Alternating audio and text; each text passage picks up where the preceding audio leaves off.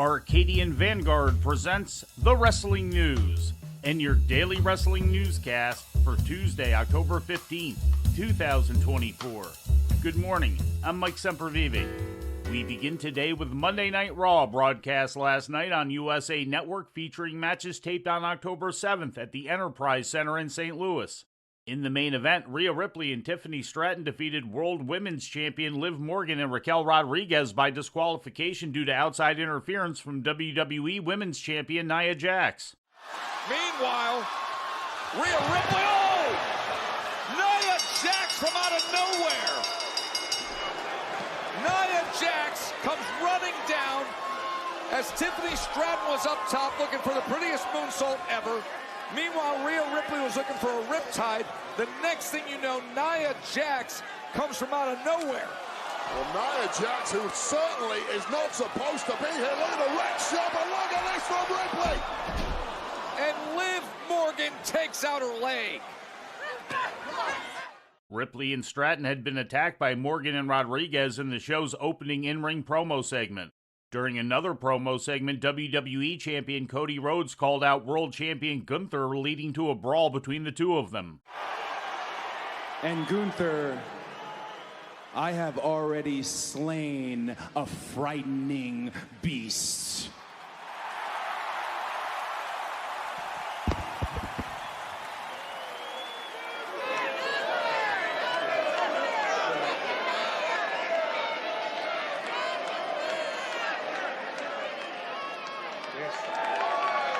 Good luck to me. Good check.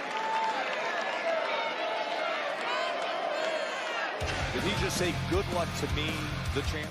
Bianca Belair and Jade Cargill successfully defended the WWE Women's Tag Team title against Damage Control. The Viking Raiders returned as a tag team on the show, now known as the War Raiders, and were victorious over Otis and Akira Tozawa of Alpha Academy in an opening round match for a tournament to decide the number one contenders for the World Tag Team title. In other results, Braun Breaker beat Kofi Kingston, and R-Truth defeated The Miz, with the Final Testament involved in both during and after the match.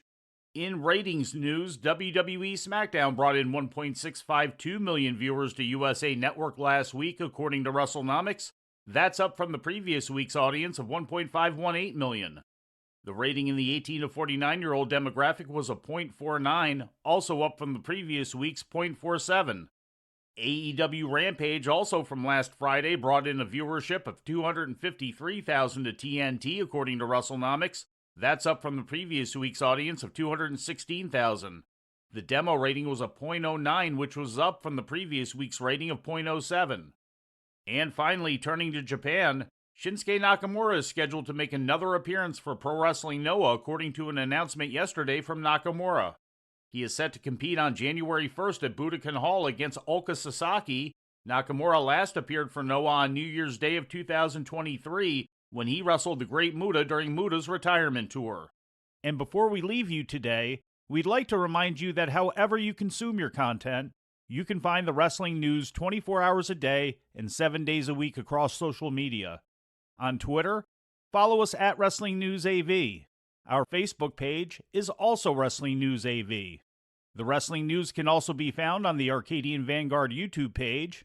And for those who utilize Amazon Echo devices, just tell Alexa to play the Wrestling News podcast, and remember to make sure you add podcast at the end. Once again, for daily updates, breaking news, and more, follow the Wrestling News across social media. And that's the news for today. If anything happens, we will be here to tell you about it. No clickbait, no paywall, just the Wrestling News. The Wrestling News is a division of Arcadian Vanguard, and the Wrestling Newscast is a production of the Arcadian Vanguard Podcast Network.